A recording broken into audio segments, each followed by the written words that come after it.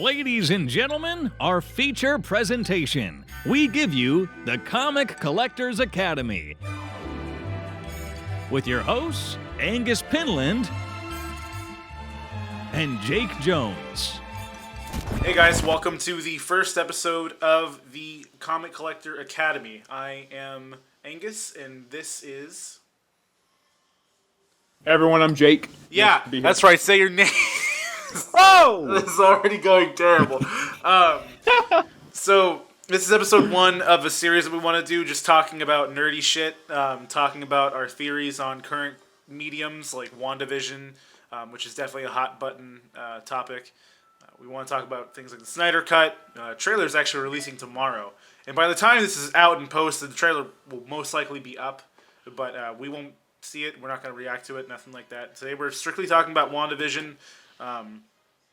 Last episode was... Was it episode 6? Yeah, it was episode 6. Yeah, episode 6. But we haven't discussed the episode yet, so it should be pretty fun to talk about that live. Yes, it should.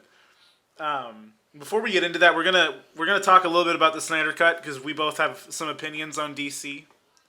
So, you want to go ahead and start us off? I just feel like we were talking about. My biggest fear for it is just it's going to have a lot of pacing issues because I feel like they're trying to do. Well, first of all, Justice League, they tried to do way too much in that movie, let alone. And I think they're going to try to do too much in 4 hours. I mean, they're just going to have too much stuff to explain. I think it's going to be just as bad pacing-wise as Justice League. That's my opinion. I think it's going to be as bad, if not worse. Because this is all shit that was cut out. And I know that, like... Yeah. If you've ever seen Batman v Superman, the fucking Ultimate Edition, the Ultimate Cut, that was grueling. That was only a fucking 30 minutes more. And yeah.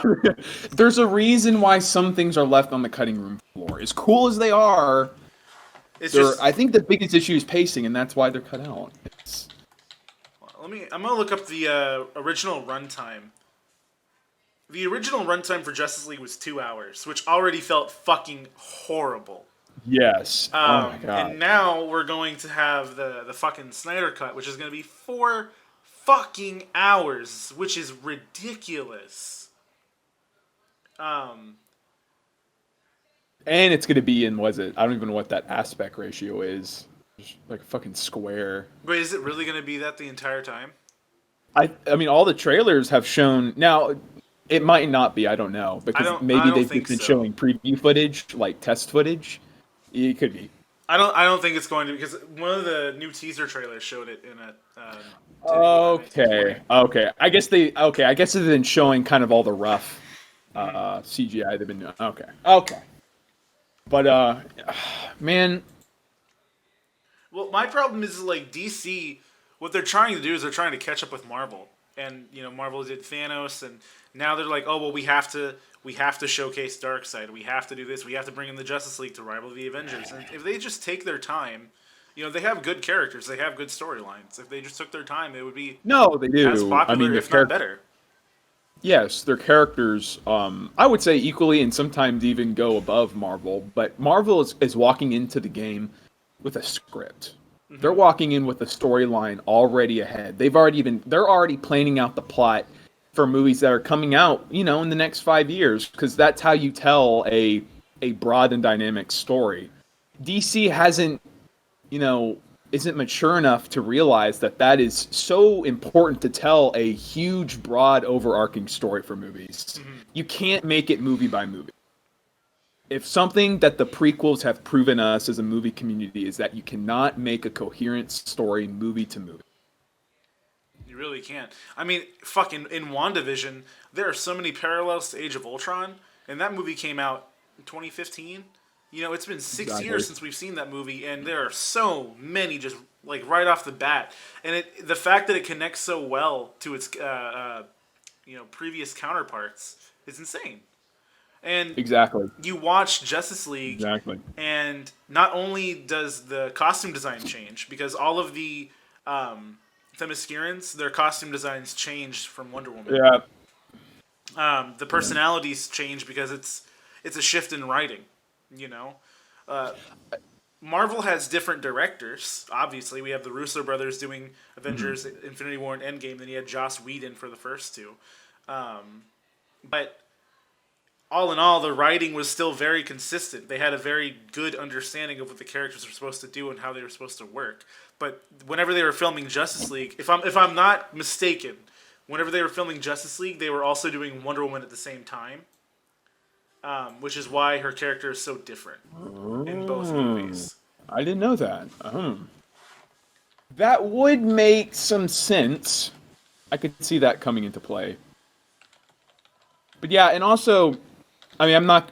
There's people behind the screen working on DC movies that absolutely love DC movies. That's not an issue. And there's people doing the same for Marvel. But the way that the product comes off onto the screen shows just how much more time the Marvel creators have painstakingly gone back into their own source material, not only their movies, but also comic books, and really do justice to some of these characters. Now, maybe they don't do it. It's not 110% all the time, but just from comparing it, it's only comparable to DC. Whatever they're putting on the screen, dude, it makes them look like they're not really caring about the original source material. I watched The Dark Knight Returns yesterday for like the first time. That is just hands down one of the best Batman movies I've ever seen. It's a two-part. That's great. Fucking good. Like, it's an animated movie, and it's based on the Dark Knight Returns comics, and it's amazing. But as I was watching that, I knew where Zack Snyder got his inspiration, and he even fucked up that, because in the movie, you remember in Batman v Superman, whenever he's like fighting the people and he's like coming through the floor and shit. Yeah. He does that in The Dark Knight Returns. Yeah, he does. And it's just, even in that movie, he doesn't kill anybody except for Joker. That's the only one he fucking kills. And it's just, I don't understand why Zack Snyder thought it was a good idea to fundamentally change that character to that degree. I mean, that's sort of one of the biggest aspects of Batman there is. In terms of being... rule. Yeah, in terms of, taking it down to the absolute roots, Batman is a comic book for kids. And if you're going to try to write a really, really dark superhero, then you have to have something basic like one of his golden rules. He isn't going to kill people. And there's a fine balance between making a movie dark and appealing for all ages. Mm-hmm. And I think a lot of people have a problem with that. Comparing it to Star Wars, there's always people wanting a more darker film. But at the same time, not only I know DC isn't, but not only Star Wars is made by Disney, it's a family company, Star Wars is supposed to be meant by all ages. And I think most of the time superhero movies should be taken as not a family movie, but should be watchable for mostly all ages. Like Infinity War. Infinity War is a dark, dark movie. But I'd take my kids to go see it. Oh God, yeah. I'm going to force my children in the future to watch that. No. They're not going to get a choice, I'd just be like, I lived through that and COVID. Oh, yeah. Oh, man, too. Oh, my gosh, man. Crazy times. But just going back to that fundamental root, it's just... You also have to realize, a lot of people behind the screens are people like us that are going to sit here and know every little detail. We've watched all the YouTube videos on YouTube. We know so much about the character that something that big to change out of nowhere is just you. That'd be like the equivalent of, I don't know, that'd be like saying, well, I guess Doctor Doom is not only an ally now, he fights for the greater good. You know what I mean? I don't know. It's a very different tone of character. Batman just doesn't kill. Period. He just doesn't. The whole point of why it is so heart-wrenching to see him do such a thing and commit an act of murdering another human being is because of that rule. Because we know that rule. Once you already establish that, it makes the impact that much heavier. you know. But no, it's Yes. fucking. He's shooting people in Batman v Superman like they're fucking NPCs on the side of the road. You know? Exactly. Exactly. You know, on the flip side of that, if you had movies prior explaining the change in character, it would make sense. And I also agree that, you know, for these movies to stay fresh and for people to be interested, you do have to take creative liberties in some of these characters and storylines. You know, we don't want them to be direct translations, but you can't change the character type that much, especially in something like that. And again, if they had movies prior really going deep into something like that, if you really wanted to say, you know what, I want Batman to change his character like that, which is already sounds really stupid coming out of my mouth, you need to have movies prior before that explaining that. You can't just go willy-nilly, oh, here he is, you know, slicing heads off and shit. Yeah, exactly. You can't do that. And I think that's another problem that they have is that they do too much. Like they go too fast. Even in fucking Superman, like the first movie, Man of Steel, which I like. I like the Man of Steel movie. But they went way too fucking fast. They were like, hey, here's General Zod. Oh, wow, Superman's going to break his one rule to save people, like in the first movie. And then Batman v Superman comes around. Not only is Batman fucking like, oh, I've been Batman for 40 years. He's returning. Like, where the fuck was he this entire time, for one? He's killing people. And then in Justice League, after Superman's death, they're like, oh, he's back. Don't worry about it. It only took 2 movies. Literally. Oh, yeah, I mean, like, what, a couple of months between the movies and, like, boom. Marvel handled the blip so much better than, like, Superman. Because, comparably, if you take Justice League and Avengers Infinity War, right? Or I guess technically Batman v Superman and Infinity War, they handled death completely different, but Marvel did it so much better. It wasn't just, oh, Superman's dead, we're going to bring him back. You know, all of the heroes died, and we keep on coming back to that moment. You know? Yeah, We and keep on the coming fact, back to that. anything like you just said right there, anything in the Marvel universe that we've seen in the movies that has such a big impact like that, you know, like half of our entire superhero league being blown away into ashes. There was so much weight added to that in terms of how the story panned out after that. I mean, literally in the movie we see a 5-year jump. Literally, I mean, just within movie universe. But the time that they used to explain that and how the characters interacted with that, it makes us feel like we just lost people, which that's exactly what you want to happen. And it's phenomenal because it introduces this moral dilemma within the audience of what, like, the question that you and I have talked about a couple of times of, was it moral for the Avengers to bring back everyone who had passed away in the blip? Yes.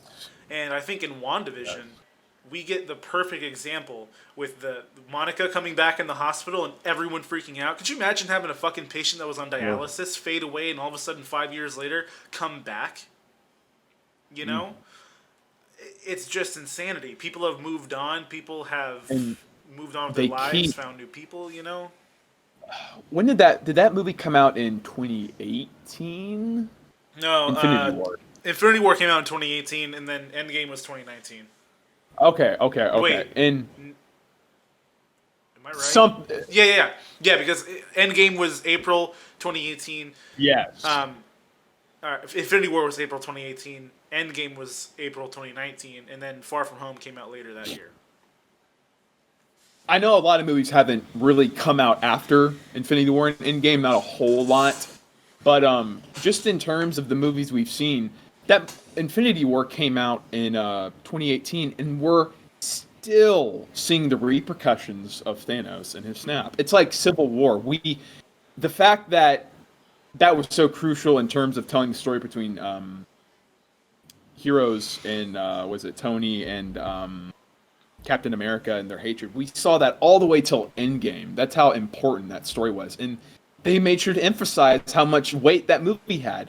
To see a character, first of all, like Superman, that I believe should be considered one of the most powerful superheroes of all time, be killed. First of all, you've got to do a lot more convincing to tell me that he was killed by Batman. You got to do a lot more convincing. Well, he wasn't killed by that. He was killed by Doomsday. He wasn't killed Oh, by the Batman. Doomsday. Why did I say Batman? You want to know why you said Batman? Because he comes out of the fucking grave in Justice League and he's pissed at Batman for no reason. Batman. Like, He's what the pissed at fuck? He Batman. didn't do it. Like, you can't keep me alive, but you don't want me dead or whatever the fuck. Or, you know what I mean? Like, fuck you. What are you talking about? It's gross.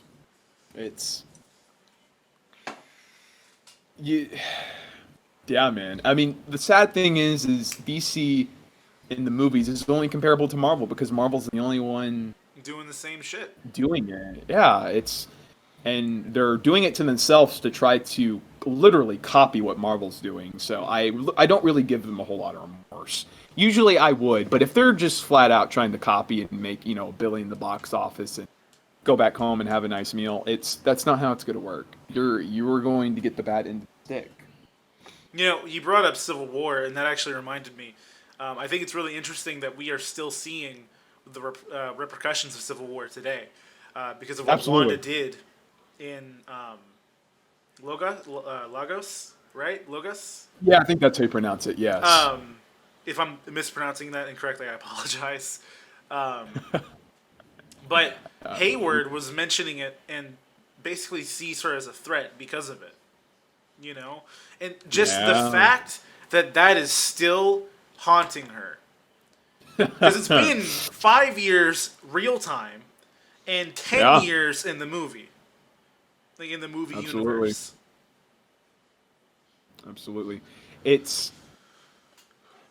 Brilliant would say the word, that would be over, I don't know if that's the right word, but it's like, it just shows weight, and it gives these characters such a human feeling that even though they're superheroes and they have superpowers, that's not taking away from the fact that they have human emotions. And stuff like that is going to fuck up a human for almost their entire life. And things like destroying a building with could be hundreds of innocent lives, that it's just proof in the pudding that it gives that character so much weight, and they run with that. And they do it better because fucking Snyder tried to do that with Superman, like the whole morality of Superman and Batman v Superman. Yeah. Right? Yeah. But it was done so much better in Marvel, and I feel like I keep on saying that. But it was done better in Marvel because it's not just, hey, let's ask this question once and get rid of it. It's like, no, this is a continuing theme. In Avengers Age of Ultron, the whole purpose of Ultron was to create world peace. And the Avengers were rethinking themselves, like, are we really doing good for the people if we're harming so many? And that's been a theme throughout all of it. It hasn't just been like one side plot of a movie. It has been consistent throughout every single film ever since the first Avengers movie. Even in the first Avengers movie, people were talking about the destruction of New York and how they were blaming the Avengers. Yeah, it's always been a theme in these movies of, do we need these heroes? What is the moral cost of it? And it keeps on getting called back to and referenced to, because it's not just a think about it once and throw it away. It's a fucking, if you have these superhuman abilities and you have these heroes all placed into one area, then that's going to be a consistent question, especially if they, no offense to Wanda as much as I love her, especially if they go to fucking another country and blow up a building by accident. You know what I mean? Yeah. It goes back to our question, was bringing back the people, bringing back your heroes from the snap ethical? No. Which, it's I don't cool. think it was. Yeah. We should explore that. Because I haven't heard anyone really talk about that. There might be some YouTube videos out there, people discussing it. But, just like the snap shows how deep of an impact this has. The snap deeply affects Monica's character in WandaVision. Oh yeah. And the fact of her being there, her importance hugely affects. And that issue translates all the way back to Infinity War with Thanos, and just shows weight in how much of an issue it was. And just on that topic right there, if you want to get into our little question, this is completely altering Monica's life, and she had nothing to do with any of this at all. She was just friends with Captain Marvel. She was just friends. And now her career and her life could be at jeopardy.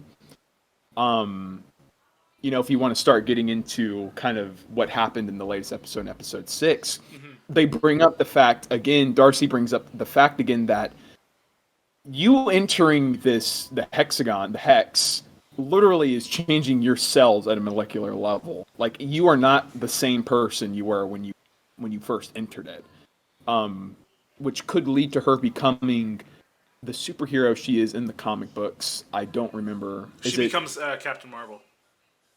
She becomes. Okay, yeah, Marvel. she wears the black and white costume or whatever, which I did watch a video last night, and there is, those promotional photos of them standing behind like the stacked TVs of all the different eras and stuff. Yeah. That the one with her, and this could be Marvel, pulling their classic, like, we're just gonna get the fans talking. Her shoulder and her waist are shown exposed, but it's black and white, and it's a different type of uniform we haven't seen yet. So that's a whole other topic. That's a whole other deep cut. But back to the question. The weight that it shows in the movies, that it affects not only the heroes and the point of view that we see the stories being told from different versions of stories, like in Endgame, we see all this in the perspective of, like Captain America and Iron Man and Thor. We see it in their eyes. But in WandaVision, it's instantly flipped to the average civilian in the hospital. How much chaos that is being created, which just that whole idea of point of view being changed to give the viewer a sense of weight and morality to the situation is brilliant. I love that. And I like how we keep on coming back to it, because in Far From Home, how it starts off is they're at like a pep rally, and all of a sudden tuba players who had never who died 5 years ago just pop up, and well, yeah, that's comedic. Imagine if you were in an airplane, right? And you fucking fade away in the airplane. Are you gonna pop back up in the fucking sky? Oh, God, I didn't even think about that. Or like, if you're in the, let's say, you survived the blip and you're standing in the same spot that someone blipped away. Do you like morph into like a one fucking person? Conglomerate? Yeah, it's just, I liked, my favorite rendition of seeing how the blip affected people has got to be what we saw in WandaVision, and just the chaos. It showed the chaos. Absolutely. And just, to show the chaos in a hospital really hits home, and it's a great way to show it. Great introduction to the news story behind Monica, and it's cool that they're still showing that, telling the people, hey, like, this is going to have a bigger impact on the future of the MCU than you probably were thinking of. So with WandaVision, I've been doing a little bit of research on the House of M comic line, where Wanda doesn't necessarily like merge realities in the House of M, but what does happen is that she makes reality what she wants. And completely, like, for example, Peter Parker is like a celebrity, I think, and he's married to Gwen Stacy, who I'm pretty sure had already died at this point. Wolverine is one of the first that get their memory back. And I think that we might be heading towards a more of a House of M storyline with a little bit of it altered. I think she will be merging realities unintentionally. I think there's some strong plot points in terms of like the connection of characters from the House of M. It's not a direct translation by any means, but definitely, obviously, heavy plot points are taken from that comic book line. Well, yeah, that's all they've been doing in the movies, anyways. I mean, Infinity War wasn't a direct.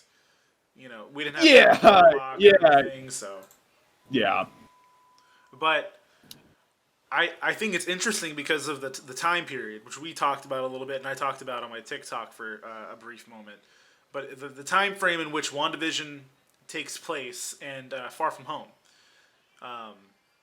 Yes, you need to. I've heard it multiple times, but for the people watching you need to explain this, because this is by far the best theory I've ever heard for anything. Thank you. Anything, Star Wars, anything. This is was good shit. So I think Wanda is unintentionally bringing people from other realities. I don't know if it's exactly her. It might be Agnes. I think someone is. And we already saw in the last episode that the Hex does expand. So I think what's going to happen is that the Hex is going to expand across the entire world, right? And basically introduce these characters from these other franchises that we already know and love into the universe. And I think we've already seen it happen because at the end of Far From Home, we had J.K. Simmons reprise his role as J. Jonah Jameson. So it makes sense. That is a key point. That is where, for me, the proof is in that theory. That right there. It gives explanation to that. Oh, man, that makes me excited just thinking about that. You go ahead. For the people that haven't heard this, we have talked about it, and Angus had told me that he believed that the Hex was going to expand to a huge level, and just within the last episode we saw in episode 6, it's expanding pretty fucking fast. Yeah, it's getting pretty. She's getting pretty fucking fed up with everyone's shit. Yeah, and maybe they're using. I found, for me, Monica, the whole point of this is screwing with your cells, a pretty interesting point in terms of how this is affecting people's genes. They're getting new superpowers they didn't. And if you're going with the idea... Exactly. Now, I don't know if they're just using it for her to create her as a superhero, or a lot of these people are going to become, interesting in terms of who they're going to be as characters. So that makes me very exciting.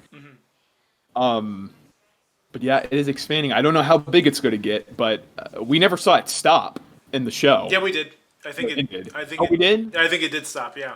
I think it did. Oh, okay. It stopped But it was pretty damn big. It stopped right when it stopped right when she's felt that vision inside it, I think. Maybe. No, because it went way farther than that. It got an entire car dealership in there. Oh, it went outside of Westview, is what happened. That's right, because it showed the welcome sign, and then it went further and grabbed a car dealership. Yeah, you're right. But what's interesting, and it's a total tease that they keep on fucking doing. Monica was finally gonna go meet up with her fucking aerospace engineer, and then that shit happened. It's like, fuck, come on. But the thing is, it never showed Wu and Monica getting sucked in. No, it didn't. So I don't know if they're still good or not. Could you? But you're right, man. High hopes that next episode is the fucking we get to see fucking Reed Richards, The anticipation is huge for that, and you would feel like the anticipation would be bigger for who the main villain is, but now we're more excited for who the astromech is or whoever. Yeah. I think, and speaking of the main villain, I was doing a lot of research on Mephisto today. Mephisto is his name. He's already basically confirmed to be in the series because he's the reason why Wanda has kids. They manifest from him. Correct. But I think since he's a shapeshifter, I think that Agnes might be Mephisto. Yes, I agree to that. And on top of that, there is another character that directly correlates with Wanda, and I'm going to pardon my knowledge. I watched a video last night, but I don't know her name. But her character wears that necklace she's wearing in the show. And she's an older lady. But basically what I'm trying to say, there's a couple of characters that directly correlate with the whole plots that have been doing in WandaVision. So it could be directly Mephisto. I'm going to have to look it up. But there's a character that wears her specific brooch she has on her shirt. And every time we've seen her, she's wearing it. But at this point, it also brings up a question, because in the latest episode we saw, her name's Agnes, right? Yeah, Agnes. Okay. She's in the car, and she's almost at the border of the town, and she stopped. But she's in the trance like everyone else is. And when Vision goes and does his little mind stuff on her, she snaps out of it, and she appears to be a normal human being. that's been trapped in. I think she's Now, the just way doing that that to manipulate Vision, though. That's what I think. Because she starts... The way that she starts cackling was weird. And the fact that she's wearing a witch costume and she started doing that feels a little weird. So I feel like that was sort of a play that she did. Yeah. To keep that mystery. But and not to mention that he was on the outer of the outer edge where no one else was moving, and Agnes was like, okay, so everyone else was frozen whenever we went over there. Literally no movement, frozen like a statue, but Agnes was shifting a little bit in the car. I could see her wobbling a little bit. And obviously that's just an actor being there, but I feel like it has a little bit of significance that she has more control than she's like letting on. And the fact that after Vision, fucked with her head and then brought her back, she was able to just drive away and go back. Like, what the fuck?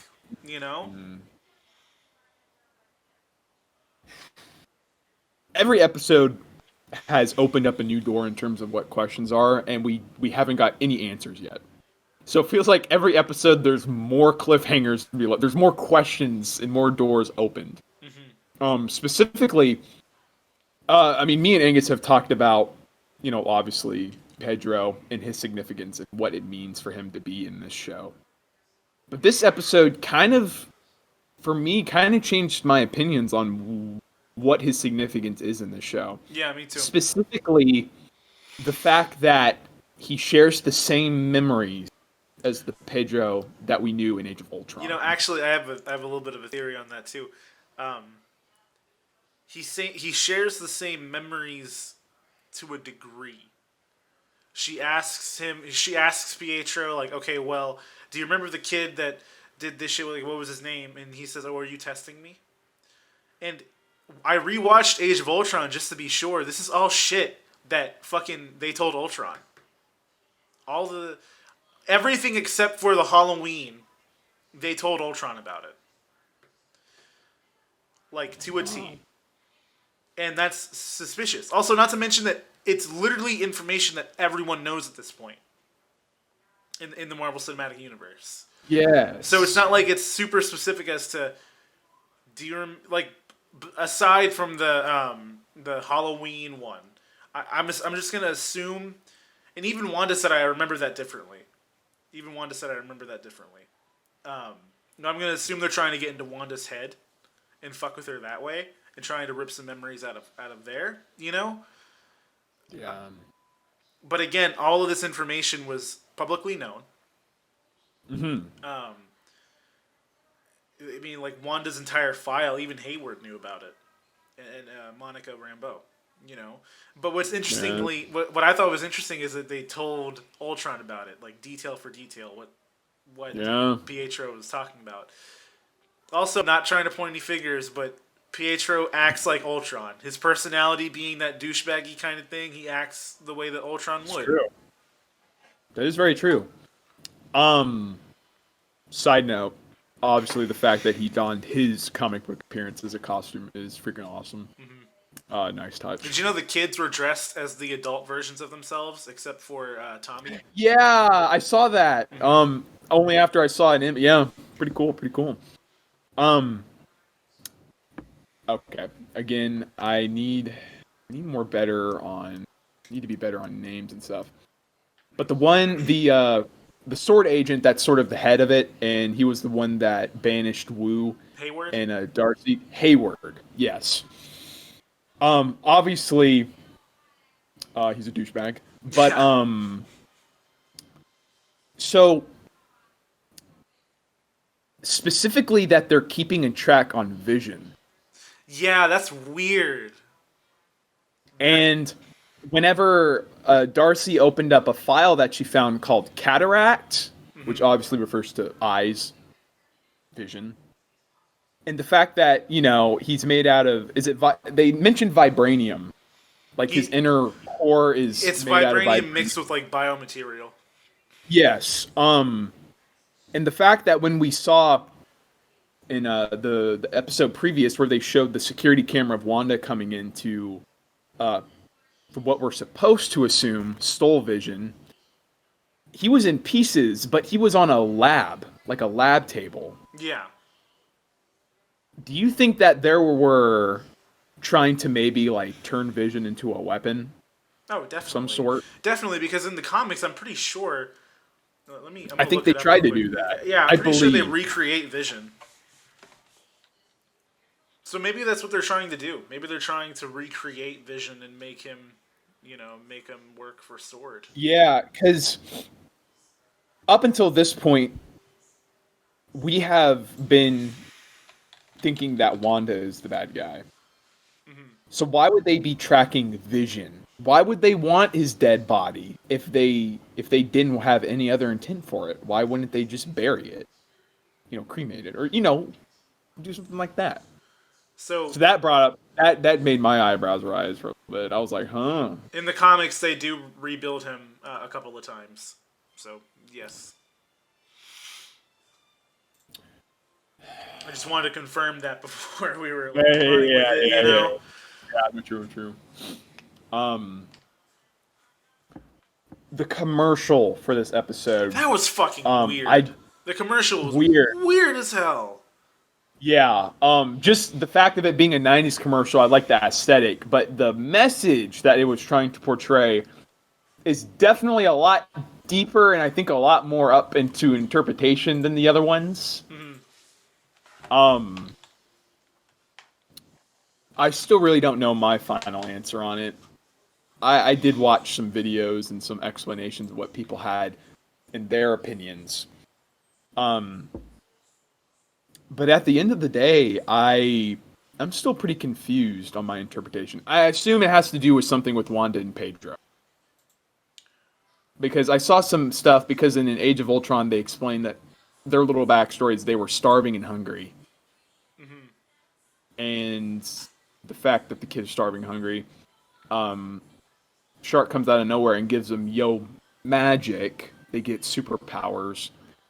And the kid can't open the cup. But the only explanation I have is that they have no way to control their powers, so at the end of the day, that's their own demise. Something like that. I don't know if that's my full thing, but I mean that I was definitely clueless when I watched that the first time. I was like, I can't see no direct. I mean, the last one was Largos. I mean, it's just as obvious as it can get. Mm-hmm. But this one was a lot more deep. Yeah, and I feel like all the commercials previously had been in your face, more or less. Yeah. It was like, here's Hydra. You know what I mean? Yeah. Yeah. Here's Stark Industries. Yeah. And all of this is relating to her life. The fact that she joined Hydra willingly, and the fact that a Stark missile almost leveled her and her brother. I think they tried to. They were trying to go for the filming style of Malcolm in the Middle.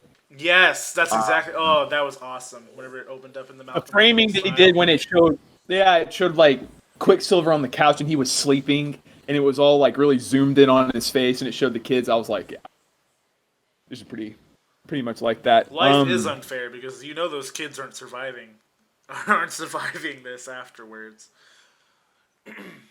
Where does this put Vision's placement in all this? I mean, it goes. I mean, I believe that at the end of the show, Vision isn't coming back, and I think that's going to add to the story that Wanda's going to have to let Vision go as a almost like, I mean, she's holding the body as probably a memento at this point almost. She's going to have to let him go and let him be dead.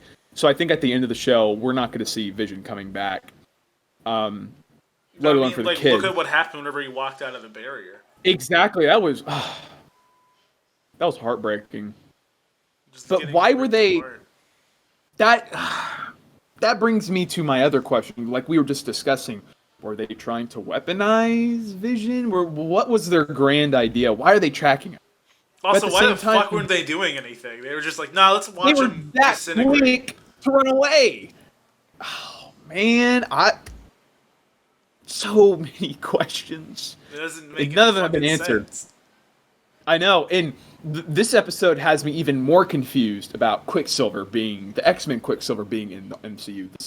This so many more questions. Mm-hmm. My other thing that kind of brings up about this version of Pedro is we see Wanda have another one of her kind of like illusions whenever it cuts to Quicksilver and he's got the 3 bullet things in his chest and he's dead. Yeah. And the only other time we've seen that is with Vision, and we know for a fact the Vision is dead. Yes, so we know for a fact that his body is there. So yes. I thought that was odd too. So what's the correlation? You know what? I don't. You know what? Maybe whoever's controlling it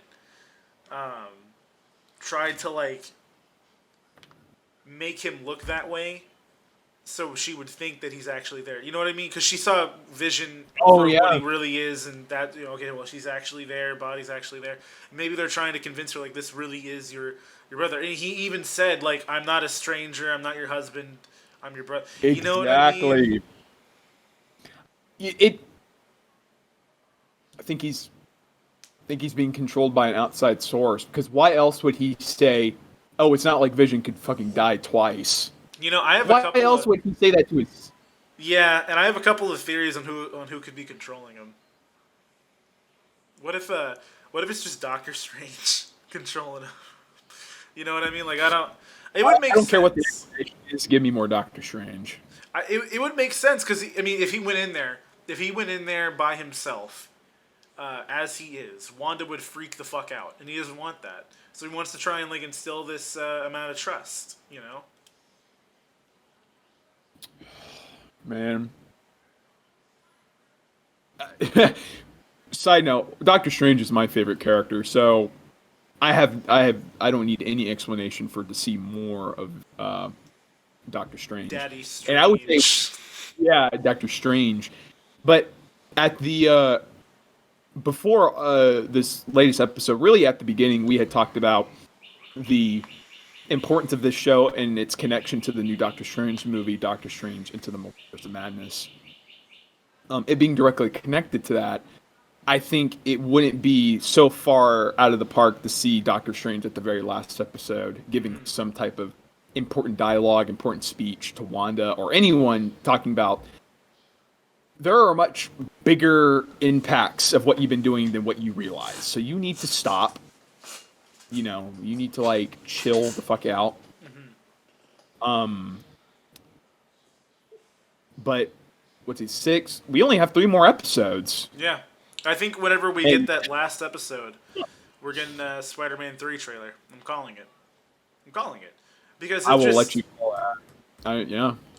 You know, Tom Holland said, "Oh, Tobey Maguire and Andrew Garfield aren't going to be in it." I call bullshit on that.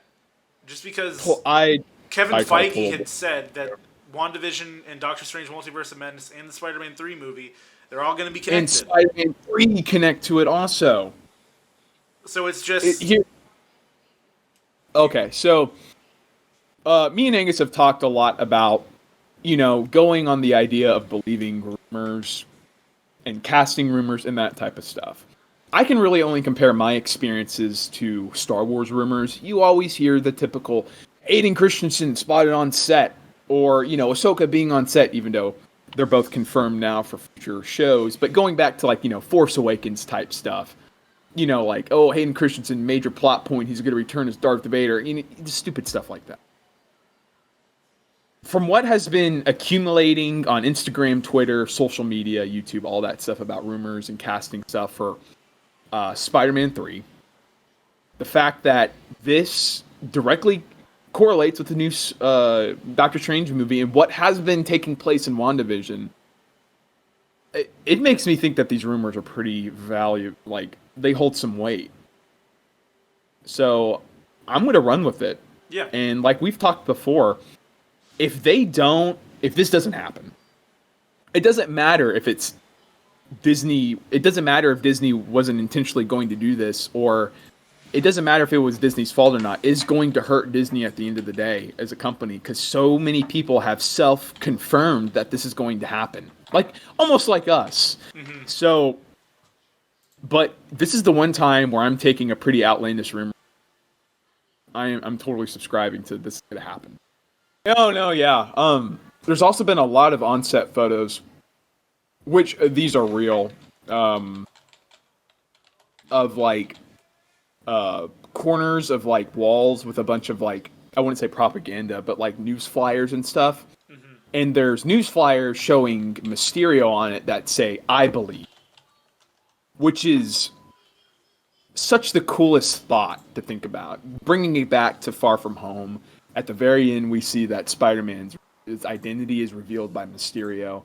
The fact that people are going to side with Mysterio at the end of the day is just, that is so, I love that. I love that concept.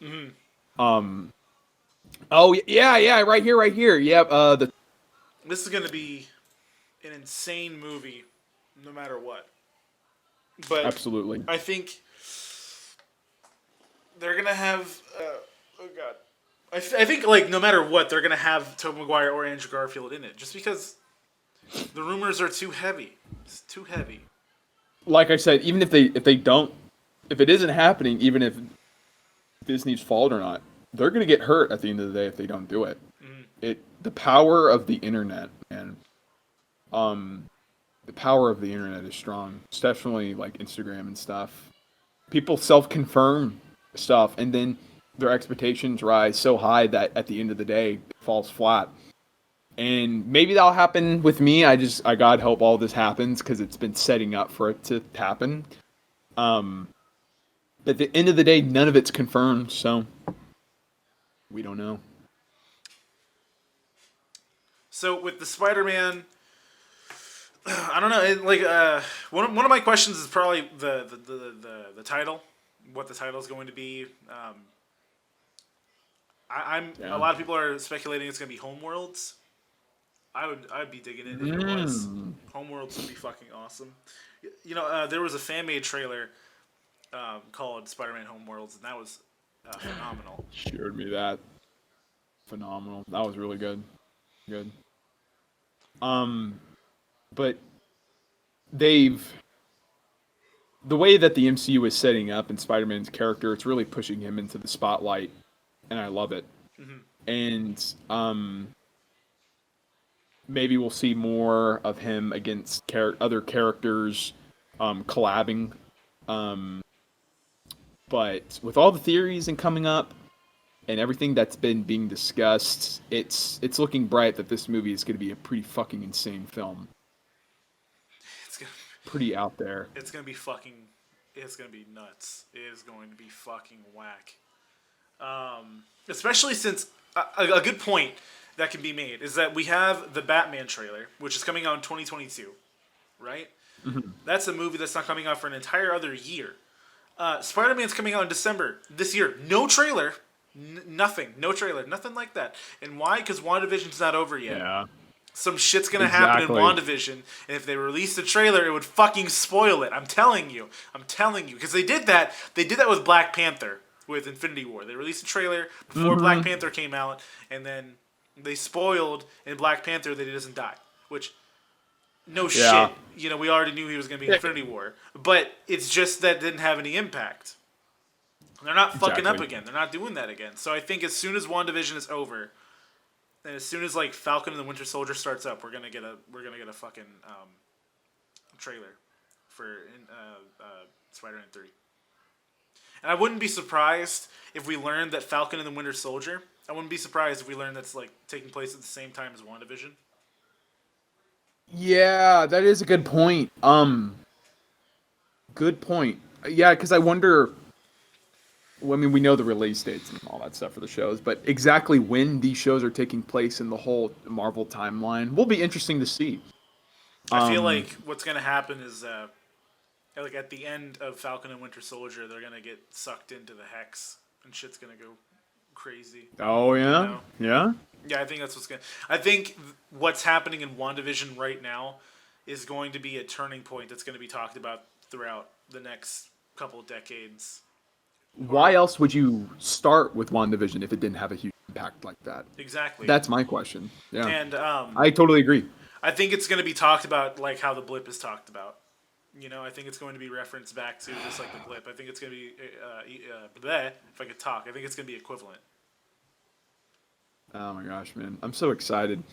I mean, Wanda, just as a character, hasn't been really explored this much before. And, you know, she she got kind of boosted up in popularity in Endgame, and Infinity War, and she has a great character, and I'm glad that now that we've had our kind of our oldies have stepped out of the spotlight, we're having to fill those roles with Spider-Man, Doctor Strange, Wanda. We're kind of building the quote-unquote Avengers for future age, or at least our main characters for these movies. And I'm glad she's one of them. It's gonna be exciting. Oh man, I had a thought and it completely just. Oh, it was a good. Oh, so this is a little bit of a theory to wrap things up. I want to talk about one theory real quick. Give it a little bit of a topic of discussion, and then we can go ahead and wrap things up and post the first episode.